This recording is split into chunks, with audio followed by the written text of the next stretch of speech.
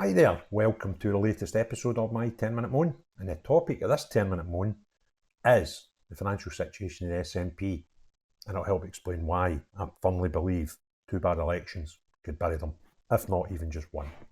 Now yesterday, John Swinney started his charm offensive by going on various different radio shows in the morning and doing some TV stuff in the afternoon, and had a press conference, I believe.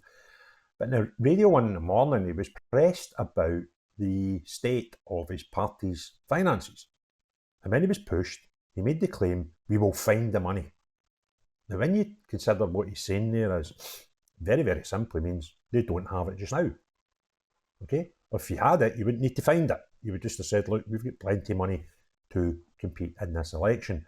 Now, historically, the SNP have spent 7 figures on election costs, adverts, all that stuff, the costs involved in trying to convince us that their candidates are the best.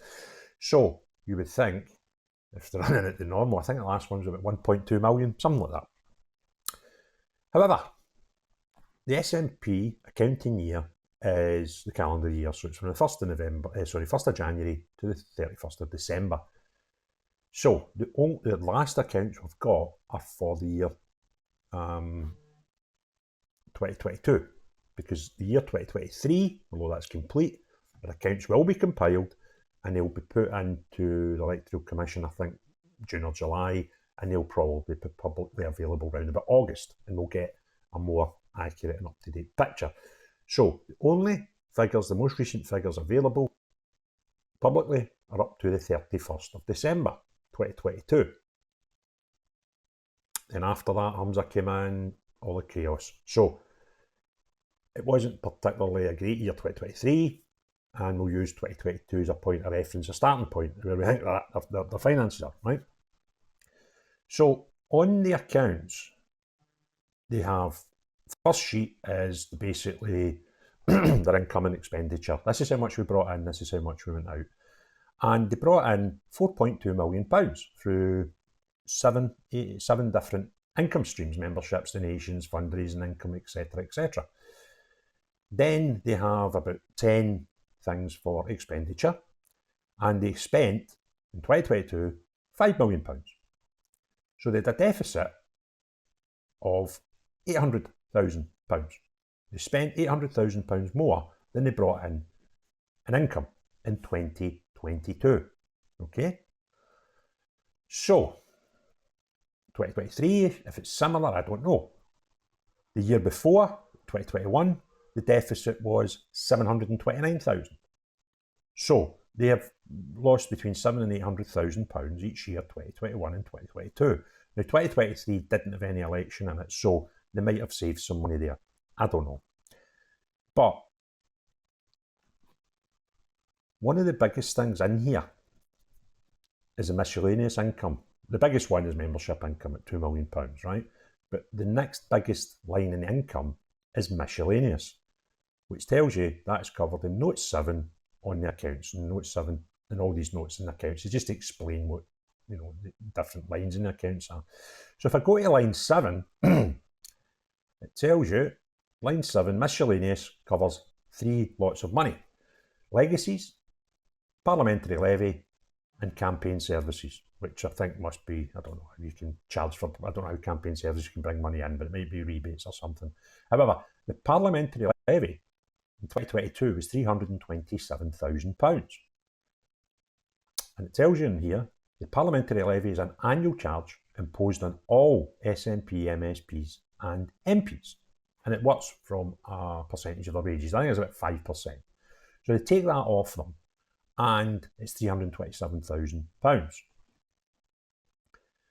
Imagine if they didn't take that off them, or we, the public, could make a deficit in that.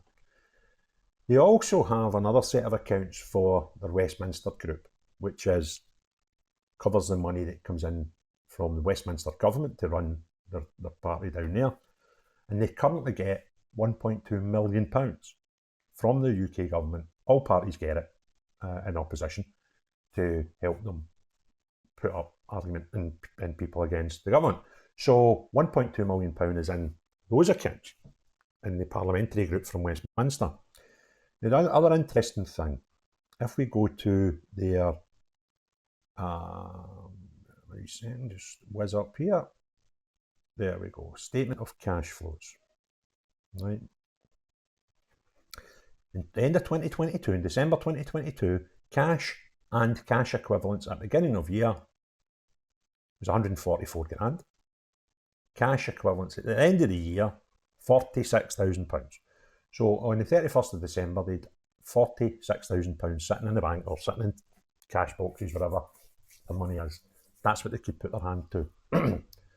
The Westminster group, to be fair, their accounts had about 300 or 400 grand sitting. So as a thing, as an entity, they've got between £3.5 to £400,000 of cash.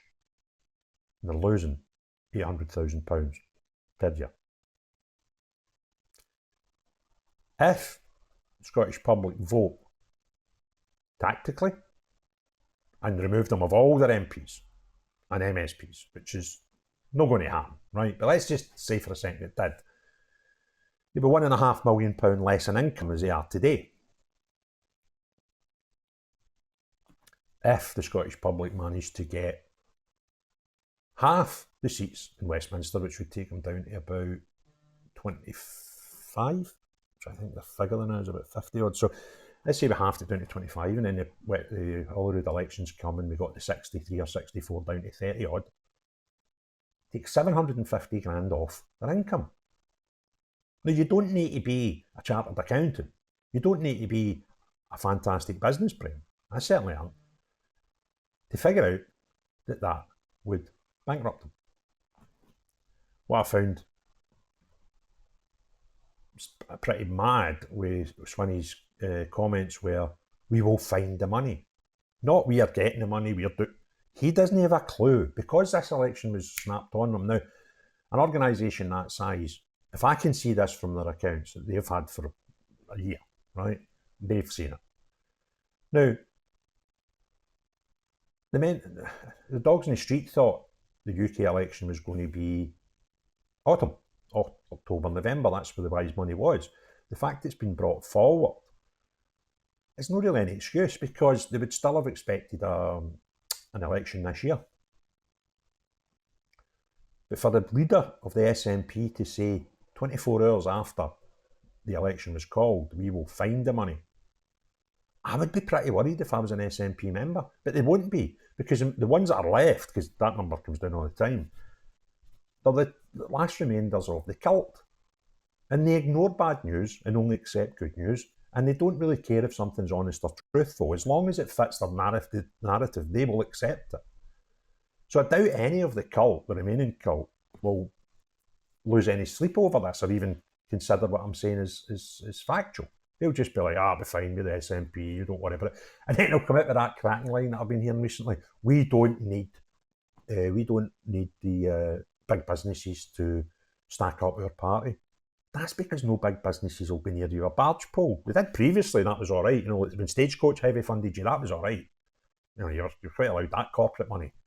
But now that you don't have any, it's been spun to, we don't do what the rest of the parties are. We don't need big corporate money.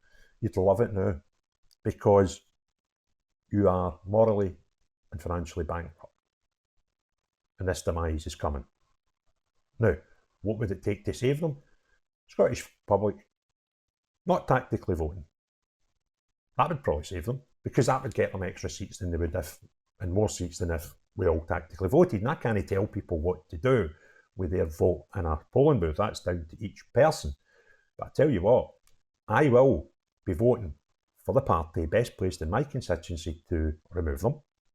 And I'll get all the information and put it out so that everybody in every constituency will be able to know. I mean, we've got 6 weeks yet, right? So we don't need to decide who we're voting for until the day we get into the polling booth, right? So we don't need that information right now. But common sense would tell you, go and look at the last results, right? See if SNP hold the seat and somebody else was close second. You need to vote for close second. Particularly in instances where if you take the vote of the third party, add that to the second party, and that's bigger figure than the SNP's total, then tactical voting is really required at that in those constituencies, because obviously if you took all third party votes added up to second party votes and they gave you more than the SNP, then it would win the seat. It's that simple. But I understand that a lot of people think, well, you know, I just couldn't tick Tory or I couldn't tick Labour. I get that. It's easy for me because I've been a floating voter all my life. I don't really have any particular time or love in for any one particular political party. So it's easy for me. But if we do it, think about what I've just ran through in this 10-minute video. How do they survive? Quite simply, don't. And the only thing that's stopping them is your vote. The only thing stopping that happening is your vote. It's as simple as that. That's the harsh reality of this. And if you, I don't like him and I don't like him, I couldn't vote for him. It's easy again for me. My hatred, the SNP, has been built up over 17 years of them controlling Scotland. I can't see a worse alternative. And any other party that can control it, Holyrood, would do two things would disappear immediately. They would stop talking about independence, because any of the parties that could take control are unionist parties. And they would stop blaming Westminster, because if it was Labour and Labour win the Westminster election, they're going to blame his boss, is he? Get SNP, but more of the same. So, there we go. That's the financial reasons why I believe tactical voting should be done and bury the SNP. If you liked the video, give me a thumbs up. If you haven't already done so, please consider subscribing. But most importantly of all, unless you're John Swinney, the SNP are what's left of their ever-dwindling cult members. Everybody else have a great day. Cheery bye now.